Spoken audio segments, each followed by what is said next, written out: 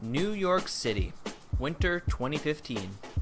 New York had just had their warmest Christmas in history, with temperatures rising all the way up to 72 degrees Fahrenheit, or about 20 degrees Celsius for all my fellow Canadian friends. Never mind not having a white Christmas, I was having dinner with my parents on a flipping patio on December 26th. It was wild. After dinner, my dad and I were in the mood for some live music, so we hit up our favorite spot, Terra Blues. It's a fantastic bar near Greenwich Village that often has some of the country's best blues artists performing live. It also happens to have one of the widest selection of whiskeys I've ever seen. After a pair of rare Tennessee bourbons, my dad and I settled in at the bar for the evening. This is Patrick in his happy place. My dad is facing the entrance, while I've got my eyes on the stage. About 1 hour into a stellar blues set, led by a guitarist who appeared to be not a day over 18, my dad's eyes navigate towards the door, and he says to me, "That's Famous Dude." I turn around to take a look, and sure enough, it was Famous Dude himself. Now, I take after my dad in a lot of ways, including the way we handle meeting famous people. Of course, it's always a surreal experience to meet a celebrity in real life. We spend our lives watching these faces on TV, and when we encounter them in real life, it's like we already know who they are. Obviously, we don't actually know these people, it just feels like we do. It's a unique experience, and it's pretty cool. Where I take after my dad, however, is in how we react to meeting these famous faces in person. While it makes for a cool story, I have no interest in running up to these people to introduce myself, or get a picture with them, or have them sign a body part. If I happen to be put into a position where I can naturally strike up a conversation with them, then sure, I'd be happy to do it. But I'm not much of a fangirl. Except that one time I met PK Subban. What can I say? The man is just great. In the end, they're still imperfect humans like the rest of us. And oftentimes they'd just like to be given some space. But this moment with Famous Dude in New York was different.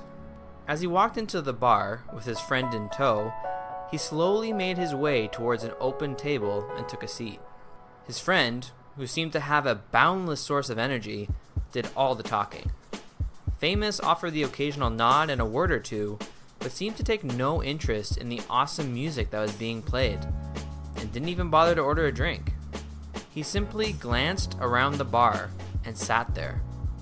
It was as if he was waiting for something.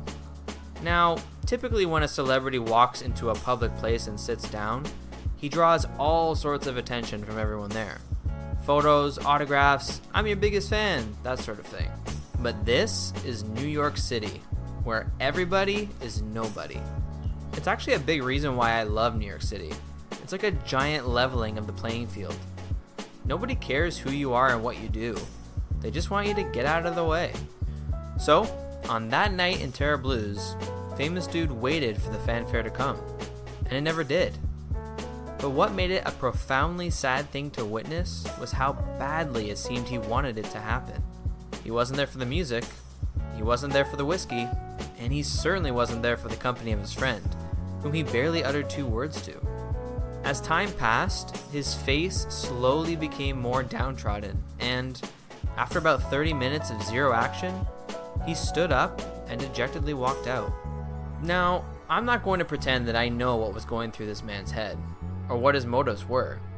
I'm simply telling you what it looked like from my perspective. What made this experience stand out to me was this.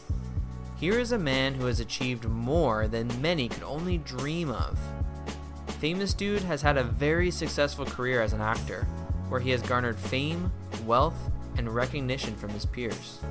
People think these things will make them happy. Many spend their whole lives chasing them. All I need is X amount of dollars and I'll be set for life, they say. Famous already has these things.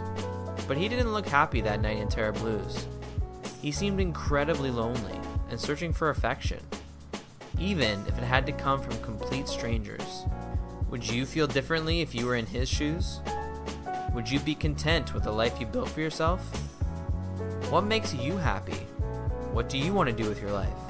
We're constantly reminded that the wealthy and famous aren't any happier than the rest of us. They suffer from the same illnesses, addictions, and depression that we all do. In fact, their wealth and fame often intensifies those struggles by putting them all on display for the world to witness. And yet, most people would gladly take the opportunity to be Famous Dude in a heartbeat. They still believe that their story would somehow be different. Why do so many people accept what the world tells them will make them happy?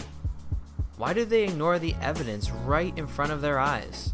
This is what I was thinking as I watched Famous Dude that night in New York City.